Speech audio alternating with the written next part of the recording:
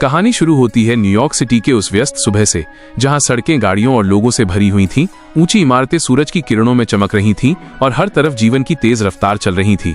इसी शहर में जॉर्डन बेलफोर्ट आता है, एक साधारण लड़का, लेकिन मन में बड़े सपने लिए।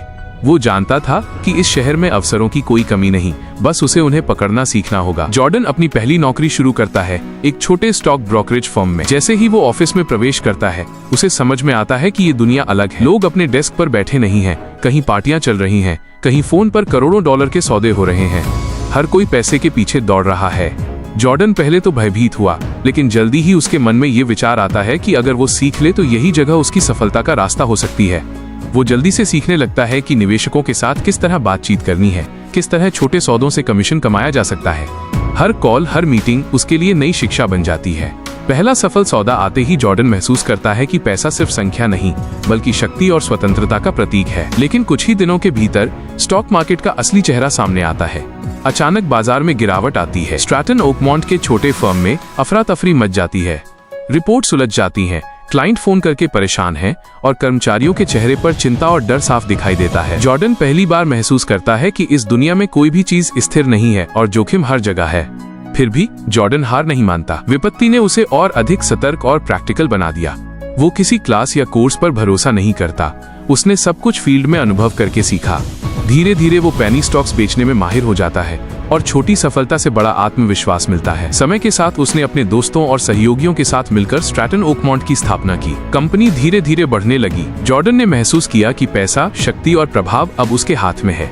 ऑफिस में दिन भर पार्टियां होती थीं, लोग विलास पदार्थों में डूबे रहते थे और जॉर्डन का जीवन पूरी तरह पैसा और सफलता के इर्द गिर्द घूमने लगा। जैसे जैसे पैसा बढ़ता गया, उसकी महत्वाकांक्षा भी बढ़ती गई, लेकिन भीतर धीरे धीरे एक खालीपन भी उभरने लगा। बाहर से सब कुछ चमकदार और शानदार दिखाई दे रहा था, लेकिन भीतर उसका मन संतुष्ट नहीं था। स्ट्रैटन ओकमॉन्ट अब पूरी तरह से एक शक्तिशाली कंपनी बन चुकी थी। जॉर्डन की महत्वाकांक्षा अब सीमा को नहीं जानती थी। दिन रात काम, लगातार नए सौदे और निवेशकों की खोज, ये सब उसकी दुनिया बन चुका था। ऑफिस का माहौल अब पहले से भी ज्वलंत था।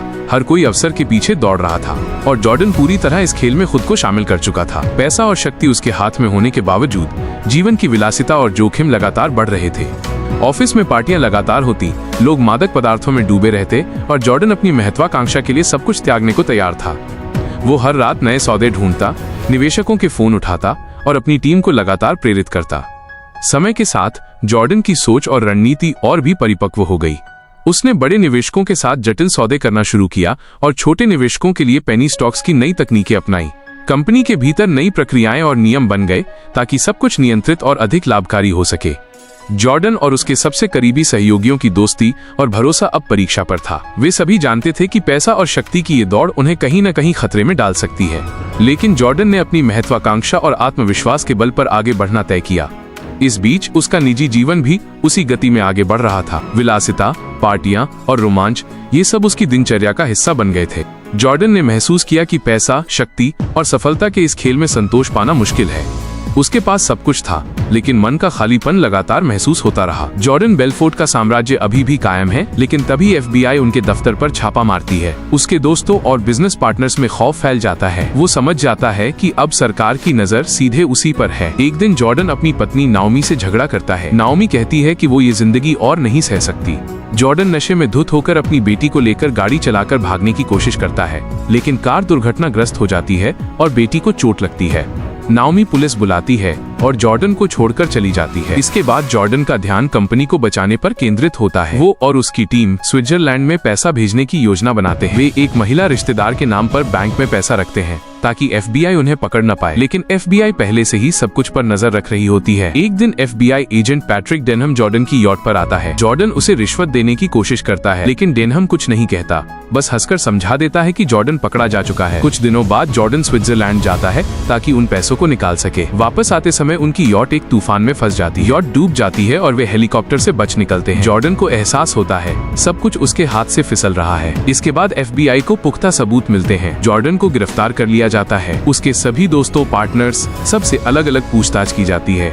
जॉर्डन को कहा जाता है अगर वो अपने टीम के लोगों के नाम बता देगा तो उसकी सजा कम हो जाएगी। वह कुछ देर सोचकर फैसला करता है कि वो अपने दोस्तों को पकड़वा देगा, लेकिन बाद में जब वो उनके सामने भाषण देने के लिए खड़ा होता है तो उसके मन में दया आ जाती है। वो अचानक कहता है मैं किसी का नाम नहीं लूंगा। लेकिन FBI वायर से सब रिकॉर्ड कर रही थी। आखिर में जॉर्डन अदालत में अपना दोष स्वीकार करता है। वो 22 महीने जेल काटता है। बाहर आकर वो सेल्स ट्रेनर के रूप में काम शुरू करता है, लोगों को सिखाता है कि कैसे सेल करना है। आखिरी दृश्य में दिखाया जाता है कि वो एक सेमिनार में खड़ा है, उसके सामने सैकड़ों लोग हैं और वो कह रहा है, सेल मी दिस पेन। सब उसे हैरानी से देख रहे होते हैं। अत्यधिक लालच मनुष्य को नष्ट कर देता है। जॉर्डन बेलफोर्ड को बहुत पैसा और प्रसिद्धि मिली, लेकिन उनके लालच ने उन्हें अवैध रास्ते पर खींच लिया।